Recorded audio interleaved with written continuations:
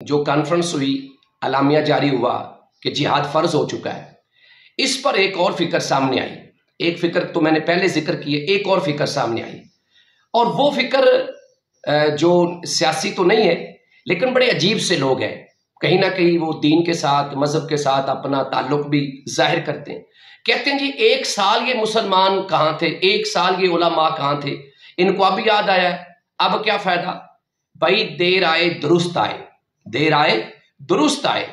आपको अप्रिशिएट करना चाहिए इन उलमा को जिन्होंने ये जज्बा दिखाया है और जिहाद के फर्ज होने का ये फतवा दिया है। अप्रिशिएट करना चाहिए, बजाय इसके कि आप क्रिटिसाइज कर रहे हैं, तनकीद कर रहे हैं कि एक साल ये कहाँ सोए हुए थे, अब तो सारा गजा खत्म हो गया है। ओ भाई, सारा खत्म मलबा बन गया है, ये बात बिल्कुल दुरुस्त है। और 70% आबादी जो है वो मलबे का ढेर बन चुकी है। लेकिन जो लोग बाकी हैं, क्या उनकी मदद छोड़ दी जाए, क्या उनकी आवाज़ ना बना जाए? तो इसका ये मतलब नहीं है कि अगर पहले हम लेट हैं तो हम बिल्कुल इसके ऊपर आवाज़ ना उठाएं। हमें ऐसे लोगों को इनकी मजम्मत करनी चाहिए जो लोग इस तरह की नेगेटिविटी फैलाते हैं।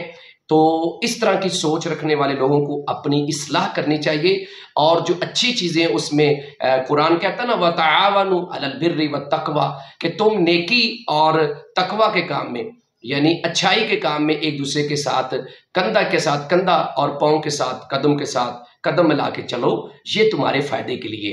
तो हमें इस मामले के अंदर इन लोगों के साथ, उलमा के साथ, और जो लोग जिहाद के लिए किसी भी तरीके से काम कर रहे हैं, फंड जमा कर रहे हैं और फ़लस्तीन में किसी न किसी तरीके से फंड पहुंचा रहे हैं, तो हमें चाहिए कि हम इन लोगों के साथ शाना बिशाना खड़े हों, इनकी आवाज़ पर लब्बैक कहें और ये आवाज़ पूरी दुनिया में उठाएं कि इस वक्त जिहाद फ़र्ज़ है मुसलमानों पे, और इसमें सबसे पहली जिम्मेदारी हमारे हुक्मरानों की है और उसके साथ फिर बाकी